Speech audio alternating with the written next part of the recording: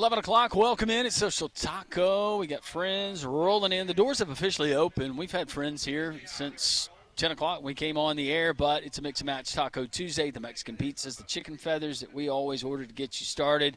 You want to go with something handheld other than a taco? The tacos are delicious and so many to choose from, but you can go with one of those handheld sandwiches. Guacamole, you want to add the house-made bacon, you can do that as well. Social Taco, don't forget about brunch on the weekends, 10 to 2:30 on Saturdays and Sundays. Yes, Saturday and Sundays they offer brunch here at Social Taco, the Bottomless Tapas Brunch. SocialTaco.bar. You can check out more information there. We will talk to Nick Kelly from AL.com coming up in just a couple moments. Get a preview of tomorrow night's game as Alabama hosts the Arkansas Razorbacks. John Calipari, who had some very pointed comments towards the Charles Bediako situation about a week and a half ago, so we'll see how the friendly coaches get along tomorrow night there in Coleman Coliseum. We've already played you a clip of Greg Byrne, the athletics director of the University of Alabama. He went on a radio show in Oregon yesterday in which he was asked about Bruce Pearl's comments, and he basically said, paraphrasing, that he who is without sin shall cast the first stone. Yes. I hope they keep the quoting the Bible thing going in the back and forth. Actually, I hope that Greg Byrne, that's how he opens up. He opens up his address to the media next week. We've got a king cake. Steve from Tuscaloosa has brought us a king cake because this is Fat Tuesday. It is Fat Tuesday. Yes, hello, Steve. Look at now. See, that's the gear right there. What he's got on. Oh, of course. Steve always has great gear. That's the gear. Yep. That's official. That is official. That's good looking. He stuff. could stand on a podium with that. Oh, thank you very much. Appreciate you spam. It. Yep. Vienna bites. Oh, they cut it for you now. All right, let's go to the hotline, Higginbotham hotline. Joining us, Nick Kelly from AL.com. Nick, I hope you're well on this Tuesday. Beautiful day. Yes, sir. Doing well, and I hope you guys are too. We're doing very, very well. A guy from Minnesota like you, when it gets above 40 degrees, do you start tanning? Is that when you start getting your tan on? I mean, you might as well, right? You got to take advantage. So we started early with that summer tan, just so you can go down to the beach, not looking, all pasty white. It's good choice in my opinion. All right, I have to ask you this question, and I'm not making fun of where you're from. I'm being truthful and honest when I ask you this. Are you as a fan of curling as me and Landrum are during the Olympics? So I'm the wrong person to ask because I'm not a big Olympics guy. I mean, I don't have anything against it. I just don't pay that close of attention. Are you serious? Well, I just figured because you're from the great North, and right. I figured that maybe perhaps you or, I don't know. You had a relative, you had a buddy that was really into curling. Like youth leagues? Did they have, curling youth leagues in Minnesota? Look, they don't, and unfortunately, I never curled growing up. But is that the right word? Is it? Yes, I think it is. What is the last thing you curled? I don't know. But I remember. I think it was the Winter Olympics, maybe 4 years ago, maybe 8 years ago. I don't remember. The successful gold-winning curling team. I think they were Minnesotans, which is where I'm from. So there's a lot of pride there. Well, I was going to ask, so did you play hockey? Did you ice skate? Did you do any of those winter-type sports that we like to stereotype people from the North? Yeah. See, the problem is I'm not athletic, so my ice skating – I have a pair of skates, but my ice skating is just the shuffle kind of ice skating. Okay. But my dad, he played, adult league hockey up until, a couple of years ago. Really? So he played his whole life, yeah. And he never drug you out there hey, come on, kid, you're my boy. You're going to learn how to skate and handle a puck. Kind of prop you up in the goalie crease and just say, hey, have at it. I'm going to get some shots off. We're going to make you tough.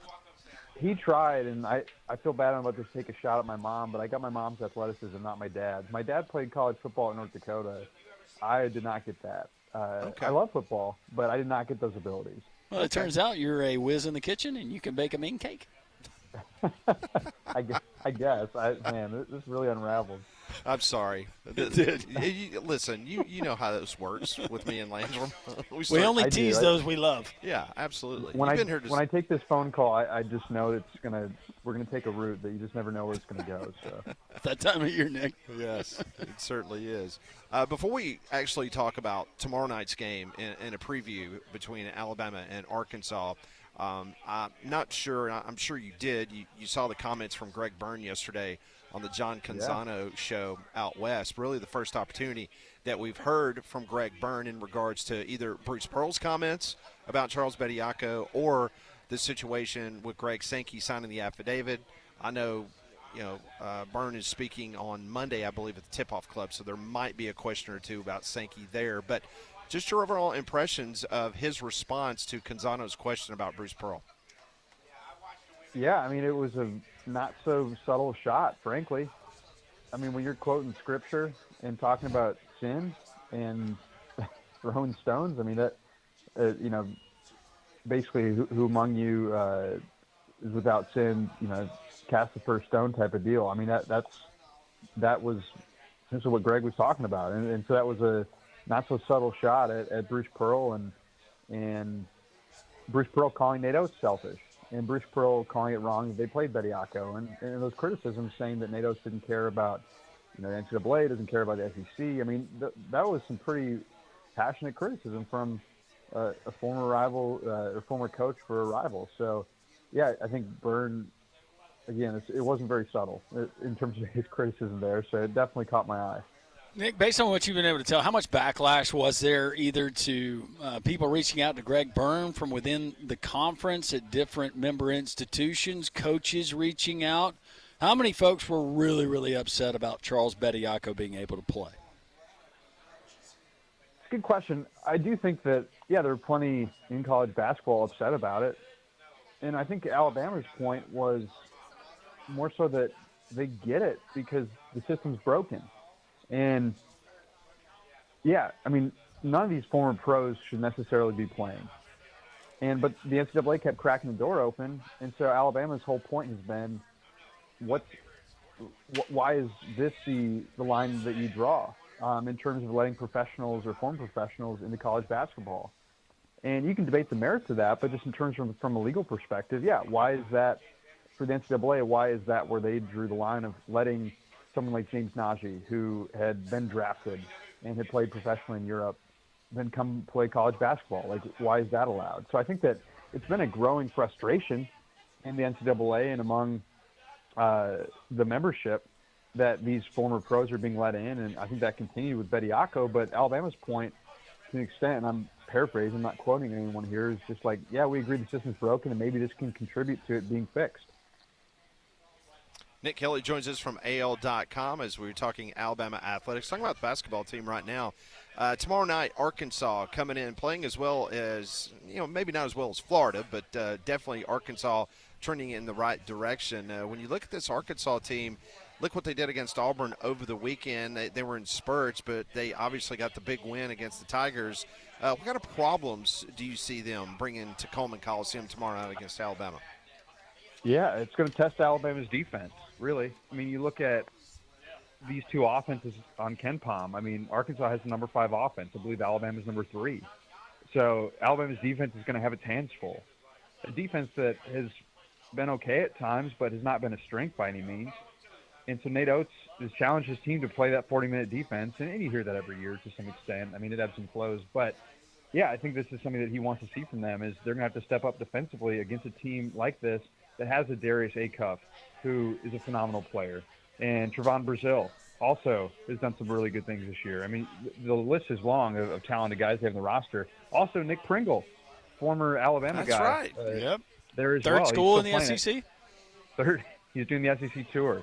So, I mean, this roster is a fascinating roster. Obviously, Calipari's a very good coach and Hall of Famer that way. And so, Alabama's going to have its hands full, but especially how Alabama does defensively is going to, I think, determine how this game goes. And frankly, the same for Arkansas. I mean, Arkansas's defense is 42nd, so it's not necessarily elite. It's not bad, but it's not elite. And so, yeah, can Arkansas's defense slow Alabama down? So it's going to be probably a very high-scoring game. And whichever defense maybe makes a few key stops, every possession is going to matter, and that will ultimately determine who wins this game. Nick, when you look at March, we get into the tournament, this Alabama team, would you say at least reaching the Sweet 16, anything short of that would be a disappointment for this particular year? Or do you think something maybe a little bit loftier? Yeah, I would say that anything short of Sweet 16 would be a disappointment, basically because of what Nate Oates has done and the standard that they have set. Could it be higher? Meaning, are people expecting higher?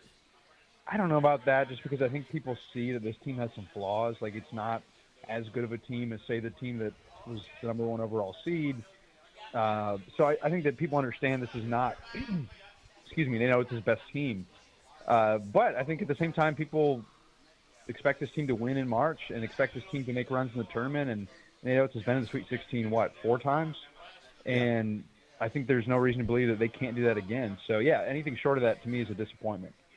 When you look at the totality of the league, and it depends on what bracketology you look at, you could be on the low end. Maybe the SEC gets 9, 10, maybe 11. One of our guys we have on a weekly basis, he told us last week he thinks it's going to be 11. Where's the sweet spot for you, Nick, in regards to the rest of the league? And I know it's not going to be 14 like it was last year, but still a very competitive league this season. Yeah, I could see 10, 11, somewhere around there. I think it comes down to what do teams like, say, a Missouri, what happens there? What happens with Auburn? How do they finish? How do they potentially get in? And yeah, do you see just kind of those bubble teams? But no, I think that, yeah, if you look at it, I think 10 is probably a good spot to target or expect, and maybe they get a few more.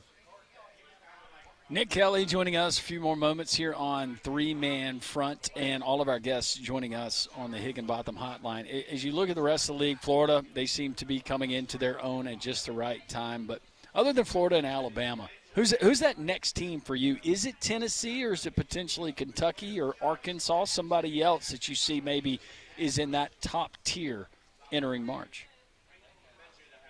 I think it might be Arkansas, and I'm not trying to be a prisoner of the moment with Alabama playing the Razorbacks tomorrow, but I think it's a really good team. You got a lot of talented players, you got a good coach, and there's no reason to believe that they can't make some headway in March and do some good things. But I mean, yeah, Florida to me is the top team, no question. But whether it's Vanderbilt, Tennessee, maybe Kentucky, I mean, I think Arkansas might be that next team, and we'll see how it plays out between them and Alabama. Maybe Alabama deserves to be considered behind Florida, but yeah, at this point, until Alabama knocks them off, I'd put Arkansas right behind Florida.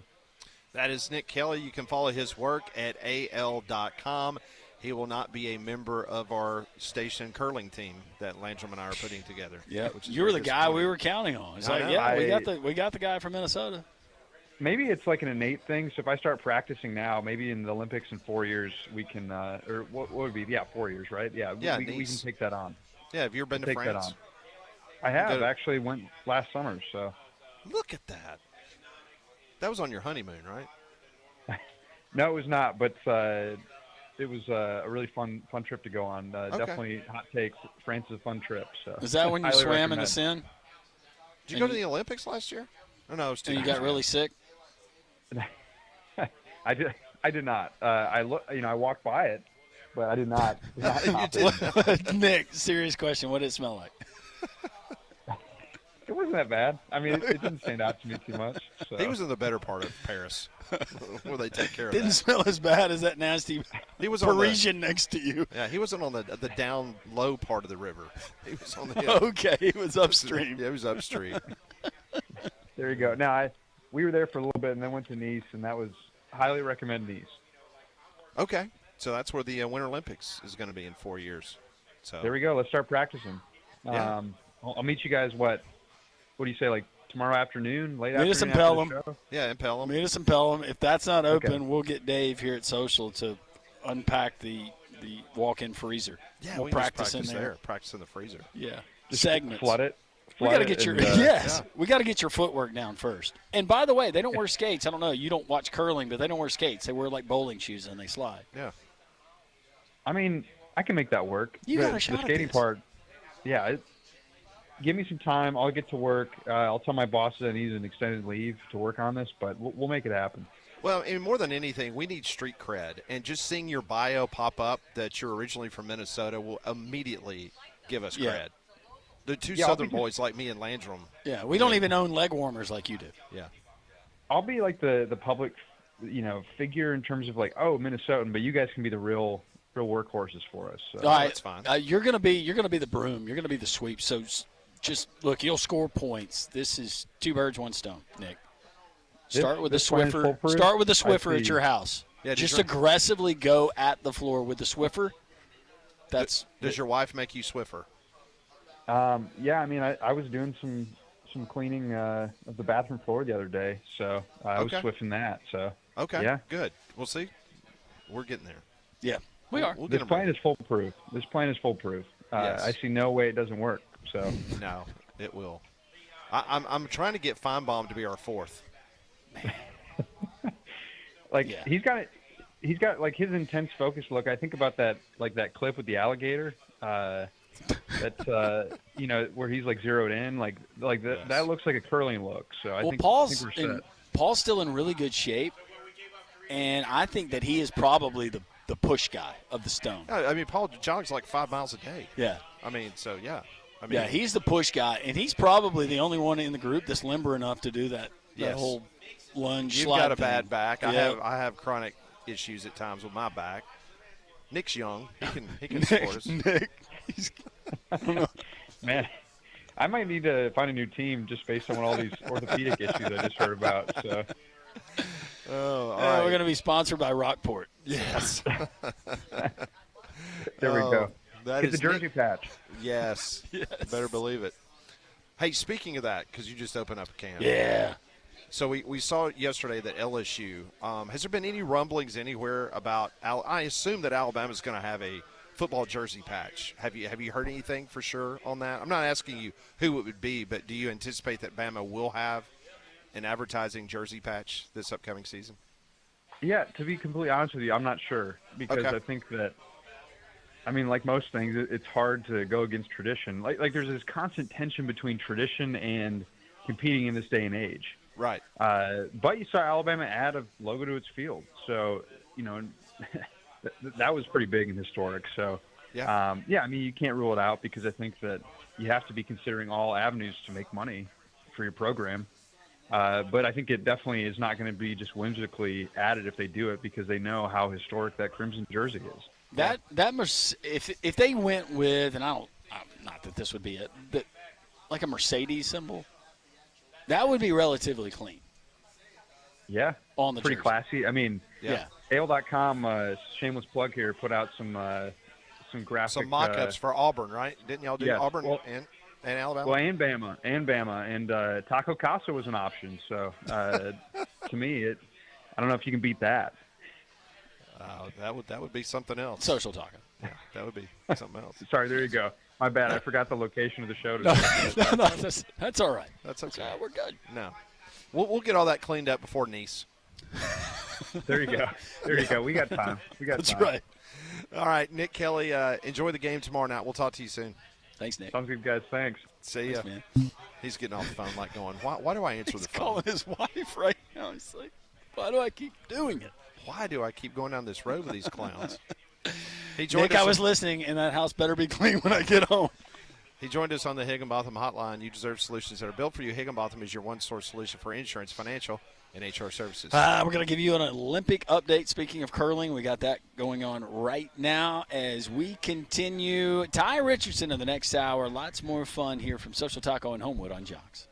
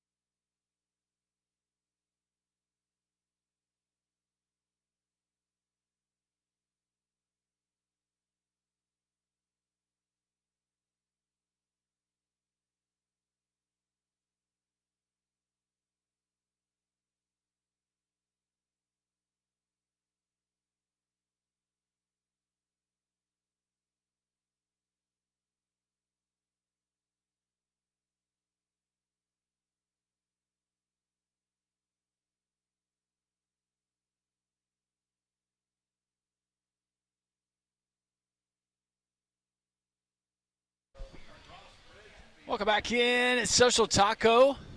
Keller has arrived. This is a busy time of year for Keller. He's going to be setting up for the Final Four. Yeah, sure is. Pretty soon.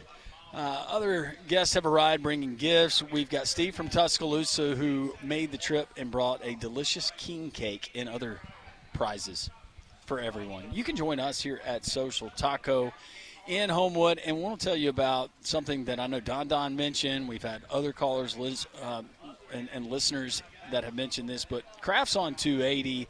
Kraft's newest location right there in Mountain Brook next to the Hampton Inn. It's right before the Hollywood Boulevard exit. It's the old Wendy's, if you remember 280. That's the newest location. They do have a drive-thru, which is open for breakfast, lunch, and dinner. But check this out. They got the chicken that Don said it was the best breaded chicken he'd ever had in his life. All the dipping sauces, but more to choose from than just chicken. They've also got a burger. They've got sandwiches. But how about those homemade stick-to-your-ribs sides like the mac and cheese, the rice and gravy, greens, biscuits, all of that good stuff. They also have salads as well. Kraft's on 280, Kraft's downtown, 7th Avenue South, Kraft's in Crestline Village. Check it out. It's craftsbhm.com, craftsbhm.com. Always tell them Landrum and the guys from Jock sent you. So Joe Lenardi has updated this morning his bracketology, and I'm sitting here looking at it. Really no big change because outside of what took place at Hilton Arena last night in Ames, Iowa, between Iowa State and Houston. Houston was the number 2 team in America, and you had Iowa State, a top 6 team, depending on which poll you're watching. But that was a heck of a game last night. And Duke, of course, took care of business against Syracuse. But I'm sitting here looking, according to Joe Lenardi, Michigan is the number 1 overall seed for the NCAA basketball tournament. They got a big game tonight coming up against Purdue. Purdue is an underdog at home to Michigan, 2.5 points, just in case you were wondering. Duke is number 2, according to Joe Lenardi. Arizona is 3rd. UConn is 4th. The first SEC team comes in on the 3 line, and that's the Florida Gators, coming up as the number 9 seed.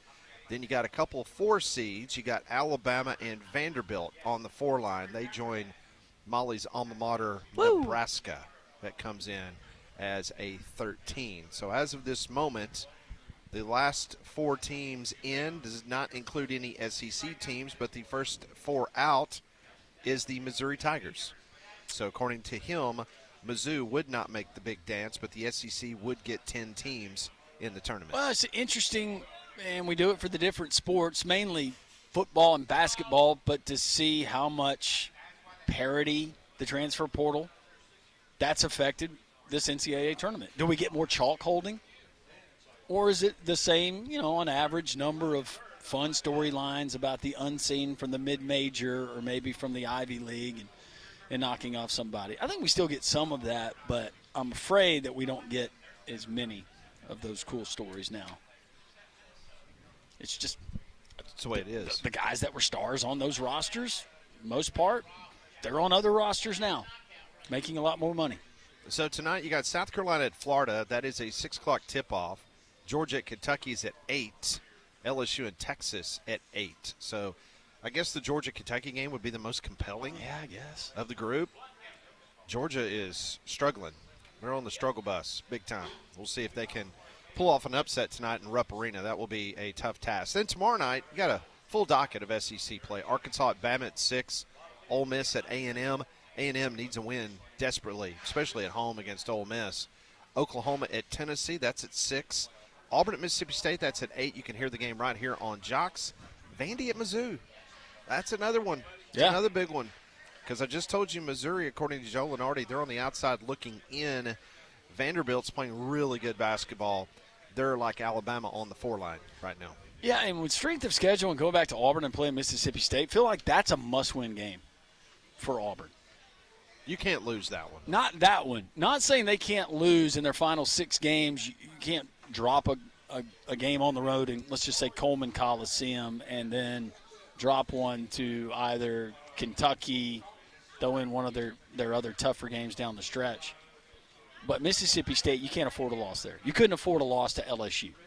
Yeah, Mississippi State is next to last in the SEC in net rankings. They are currently 94th. Now, this qualifies as a quad 2 game for Auburn since they're 94th. I'm talking about Mississippi State, and it's a road game.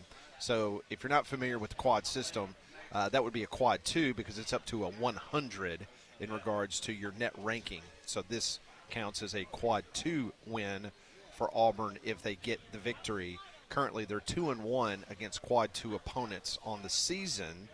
Auburn qualifies would be a quad 1 game for the Mississippi State Bulldogs, and they're currently 2-9 against quad 1 opponents. Well, whatever has been going on and any kind of friction within that locker room, which we reported on the show yesterday, talking some of those things. Some of those things have been maybe I don't know, rectified, or some of those things have been cleaned up. Anyways, we will see. But I think Stephen Pearl would agree with this. Right now, Auburn has not been playing their best basketball. There was obvious dysfunction, and if they get that settled up. But if we don't see the Auburn team that we saw in some of the non-conference play or in games like we saw early in the conference season against Florida, I think Stephen Pearl would be the first to say, I probably don't want to see this team in the NCAA tournament. They're not worthy right now. They're a lot better than the way that they've been playing. Yeah, and you would hope with a win against Mississippi State, and we assume that Kentucky's going to beat Georgia at home tonight, and with a win at the Hump tomorrow night, the Tigers then would have a one-game lead over Georgia. And when you start looking at the pecking order for the SEC basketball tournament in Nashville, that would put Auburn as a 10 seed. You would play on the opening night of the SEC basketball tournament, but you would go up against the 15th seed. So probably going to have to play Mississippi State, or if certain things fall out, maybe in Oklahoma, because I don't think LSU is going to climb out of the 16 hole. Is that guy just counting down days? I don't think there's any doubt. just putting the slash through the number on the calendar? I mean, well, and similarly for Mississippi State, right? Could Chris Jans be in Manhattan, Kansas by then? possibly. Because that's a name that's been thrown out there. Possibly. And you also wonder if McMahon down in LSU has already put Tom Mars on a speed dial and see if LSU is going to pull the same shenanigans they tried with Brian Kelly. So we're going to fire him with calls. Like they're going to fire their basketball coach, and then, the basketball coach not show up to work, and then they claim that he didn't show up for work, so we don't have to pay him. Right. Like they did Brian Kelly. But they ended up having to pay Brian Kelly the whole amount of money. And as we found out with Lane Kiffin and all the players that they bought in the transfer portal, they got plenty of money. They do. They need to tell the governor where they're hiding it. Yeah. But they do have plenty of money. Yeah. What comes from the taxpayers, remember, Landon? Yeah. According to the governor. Yes. That was a Freudian slip. It was a big one. How many conference wins does LSU have? 2. Okay. They're 2-10. Them in South Carolina. Do they are win tied another for game? Dead last. I say no.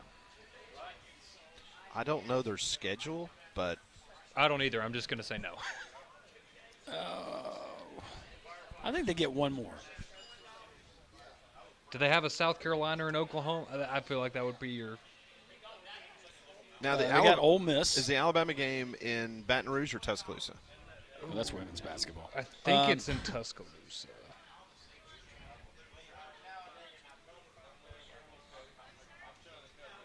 Not sure. I think it's in Tuscaloosa. I want to say. I don't even know who the rest of their schedule is. I know it's that in Baton Auburn's on their Rouge. schedule. Oh, Alabama's okay. on their schedule. But yeah, I'll say that they win one for the Gipper. They send him out with at least 3 conference wins.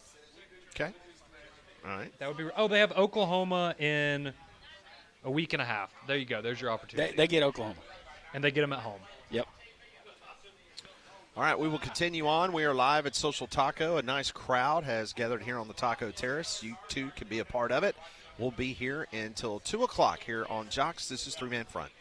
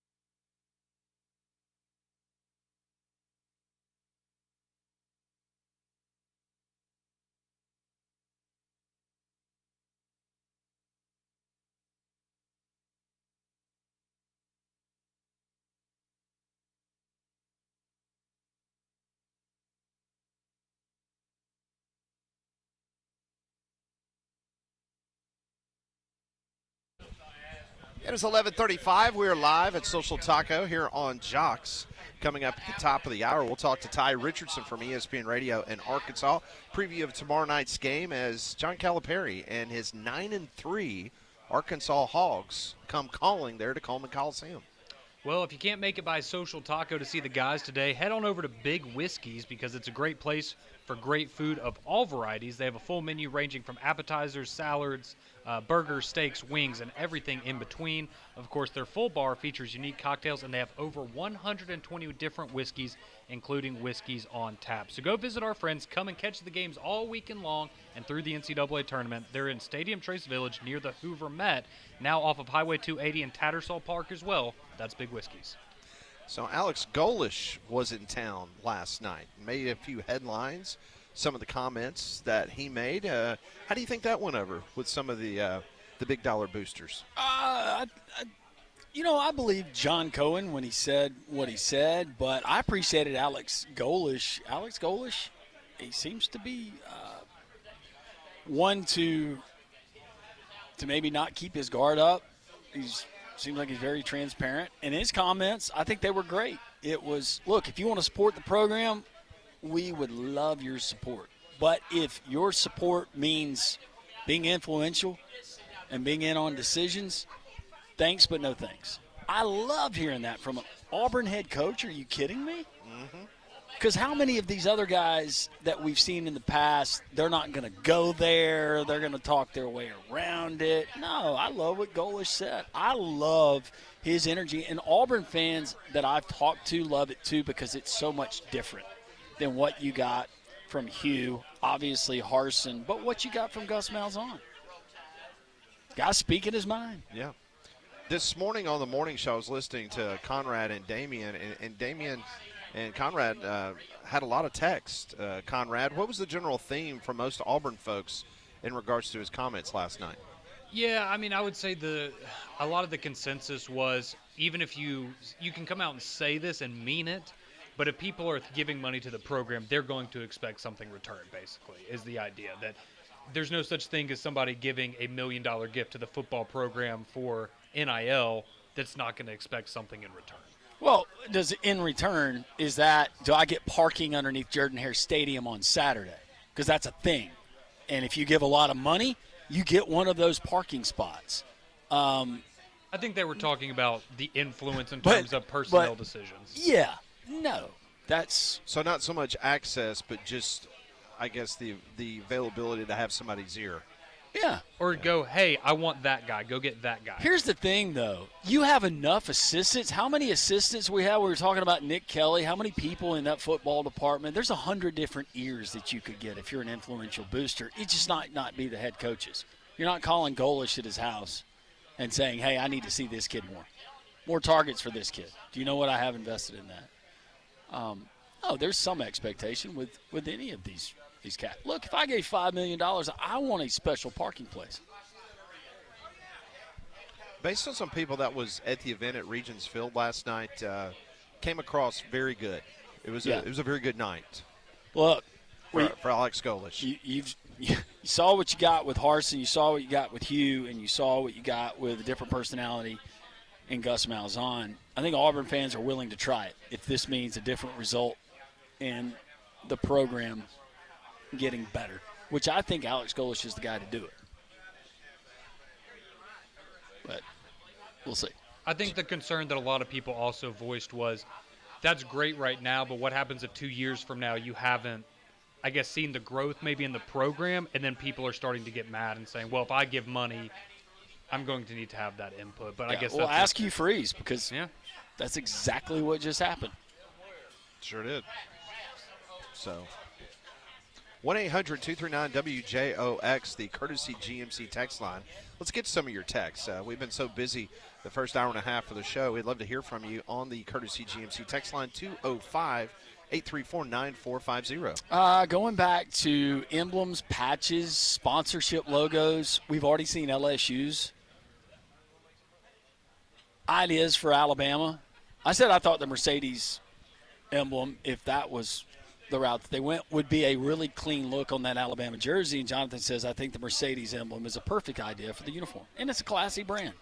Not that Woodside Energy or whatever is not. I had to find out, look it up, last week on the show to see what they do. LSU has an iconic jersey, but let's just be honest. I mean, LSU also has a lot of alternatives that they wear. Mm-hmm. They got involved in the gimmicks, when everybody has the different color helmets and jerseys and stuff like that. Alabama has not embraced that, and I think a lot of Alabama fans do not want that to happen or take away from their iconic jersey or helmet.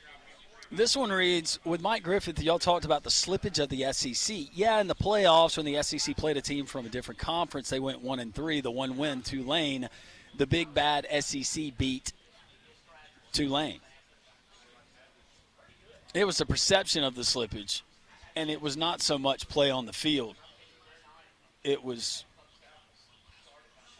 the SEC kind of dictating what was going to be discussed and kind of being the lead dog, and it seems like you're getting more ideas from everybody else in the SEC. The perception is at times just agreeing or going along with it. Alan, how can I access Mike Griffith's Gulf Shores place if I don't have Instagram? That is a great question, Alan. If I'm not mistaken, I wonder if he has Facebook. Because Mike sent me something over the weekend. Yes, on Facebook, it's Gulf Shores Getaway AL. He sent me the link. Same one? Okay. Somebody said if a booster gives $1 million for NIL, they should at least get a free bobblehead or a foam finger. Agreed. Okay. For sure. Drake saying, did you guys hear the comments that Bo Jackson made on the Shaq podcast? I did. Matter of fact, we played it yesterday. Yeah, I know many of you might have been off work yesterday, may not have tuned in. But, yeah, we did a whole segment on Bo's comments about NIL. And we're discussing Alabama potentially. What is the ceiling for this time? Falling short of what point in the NCAA tournament would be viewed as a disappointment? Corey says Sweet 16 would be okay with me. It would also be kind of disappointing, but with this team, I'll take it. The defense isn't great. Bigs seem non-existent and soft at best. So just off the top of your head, Conrad, I know you don't have the roster in front of you, but if you were to wager a friendly bet with us in the office about who on that Alabama basketball roster would be retained for next year, who are the most likely candidates? Oh, to be retained for next year. Because obviously some of them will move along to the NBA. Correct. No, he can go where the sun doesn't shine. Let's see. I would think Aiden Sherrill. So mean towards Noah. Wow. So Sherrill's back. I would think Sherrill would come back. He needs to come back, but we saw that with Bediako. But you think Bama wants him back? Yeah. I definitely think they want him back. Philon's going to be gone. Amari Allen's going to be gone. They're both going to go to the NBA, probably first-round picks. I think Holloway would be interesting if he tries to test the draft or not, but I think he maybe comes back and is like the lead guy. Yeah, I was going to say Alabama would probably serve them pretty well to pay him whatever is necessary. Yeah, so I'd go because you want to talk about a change of scenery. Listen, I thought he was good at Auburn, but he just could not shoot the outside ball very well in the 1 year he was at Auburn. No, he couldn't. No. But in Tuscaloosa, he's found his rhythm. But, yeah, I would say Holloway, Sherrill. Does Bull Bowen have another year? Yeah, he's a junior. I would think Bull Bowen comes back. London Jemison, Keaton Bristow, Davion Hanna. I would think all of those guys would be pretty safe bets, maybe Jalil Bethea as well. Okay. So I'll take the offer you're going to be, Conrad, when Will Wade takes the LSU job and then Aiden Holloway signs for big money. I guess I'm going to have to wear an FBI jacket to work every day.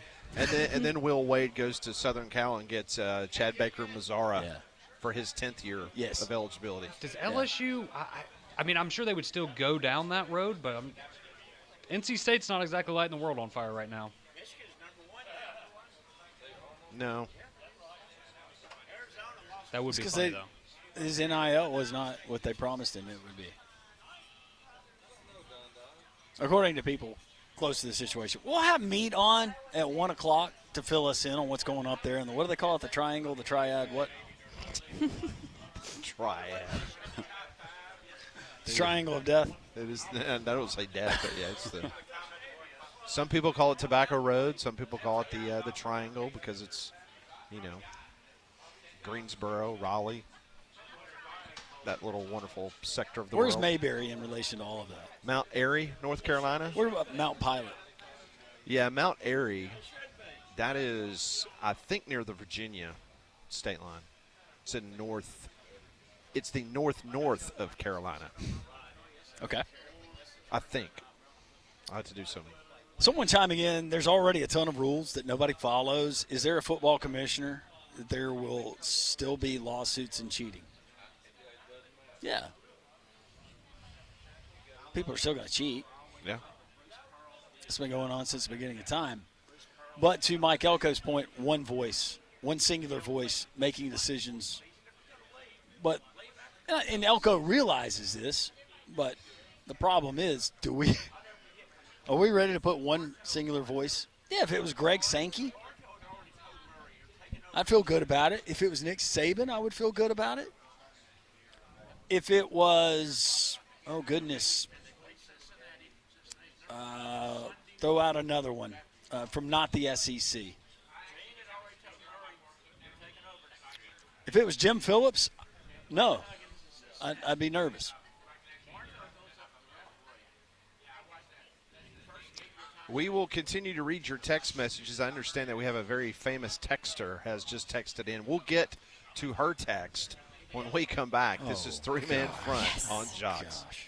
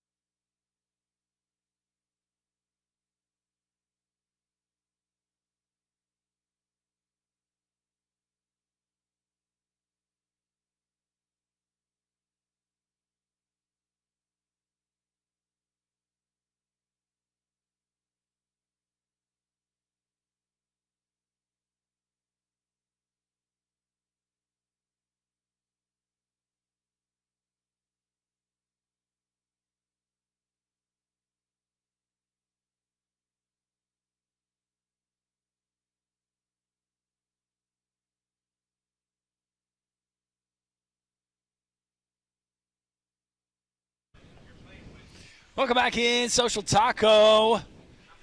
We're approaching halftime. Join us here in the Terrace every single Tuesday from 10 to 2, the Mix and Match Tacos, socialtaco.bar for more information. We got a lot of texts coming in. We got a famous texter, Faye. She has chimed in on a beautiful Tuesday. Hey, Faye. Things are bumping, I'm sure, at the beauty parlor. We take you there to the... Is Tuesday a big day at the beauty parlor? I think it is. I thought it was always like Thursday and Friday. Get ready for the weekend. Everybody's hair is still set from church on Sunday morning, Pat, Okay. on Monday. But about Tuesday, that's when it starts going to... That's when it starts to fall. That's when it starts to fall. 205-834-9450. This is sent from the app. Bye, Keller. Have a great day. Keller just finished his lunch. He's going back to work. Jocks app. I live in Wilmington, North Carolina, home of the Seahawks. I added that. And enjoy listening to y'all. There's a ... and it's loaded. Well, thank you so much for listening to us. We appreciate it. The Triangle, North Carolina, is Raleigh, Durham, and Chapel Hill. That's Research Triangle. Mount Airy is northwest of Greensboro. Okay. Pat's geography on the fly is good. Mount Airy is indeed to the north. I've known people who attended and or kids attended NC State. Good school. Really should have a better of everything when you look at the amount of state supporters in the state. Been to Raleigh for games. Carolina State and Duke. Really should be a better football area than it is. Basketball seems to be stuck in status quo with Carolina and Duke being the betters. State should be better than it is. Love the Triangle. Well, in NC State, back when we were talking about, the potential further SEC expansion, that was a school that we kind of looked at and said that would, in terms of the culture and all that stuff, like it would probably be right at home in the SEC. Yeah. One of our best products that we ever had here in the state of Alabama, the high school ranks, we let him get away to NC State, Phillip Rivers. Ah, yes, you're right. Andy Kennedy played at NC State before he ended up at UAB. If you'll remember, when Russell Wilson started his career at NC State. Didn't he go to Wisconsin? He He went did. to Wisconsin. Wisconsin. Me and Paul interviewed Russell Wilson when he was at NC State. Was he classy then? He absolutely was. Ah, what a Was he classy cringy guy. then? Speaking of Conrad, Faye has texted in. Yay. I'll join y'all's luge team. Is this the boob luge? The what now? Boob luge. Not bobsled, but boob luge. Is the boob luge, Conrad? Surely you know about this, right? Oh, I was going to ask you to clarify. Is this traditional, or are we going skeleton here? I think it's traditional, but the tandem's a little different. Okay. I don't know. Faye. It'd be hard to do a skeleton. Faye. I cannot wait to meet Faye. I cannot wait to be filming when Conrad meets Faye. Might be sooner rather than later. Back to the jersey patches, Ian Westbrook. Thanks for chiming in up in North Alabama. Auburn definitely getting a Yellowwood jersey patch, right? LOL. Definitely not a fan of the idea of jersey patches. Some are just going to look terrible. I would think that Jimmy Rain, if he, and he's got a board and they have to decide, but if Great Southern Wood wants to be that, I know that he's a yellow fella, but I could see Jimmy Rain saying, no, let's keep it orange, blue, and white and make it flow with the uniform. Mm-hmm. Couldn't you? Absolutely. And we're getting chimed in on Boob Luge. Olympics After Dark. I did not know that Peacock offered that. I think it's on like the premium subscription. You got to add it on. Let's see. Notre Dame football highlights. Boob Luge. There it is. If college football said three-man front, could pick 5 people to be the new playoff committee, who would you pick? Ooh.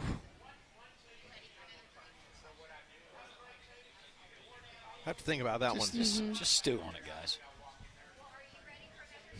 Jeff says, I don't believe Faye is real. I think Conrad made her up on a burner phone. So Conrad's sending text to himself. Sounds about right. Bless his heart. More to come. We've approached halftime. Ty Richardson, what is going on up in Fayetteville? And is Coach Cal bringing a big can of Pig Suey to Tuscaloosa?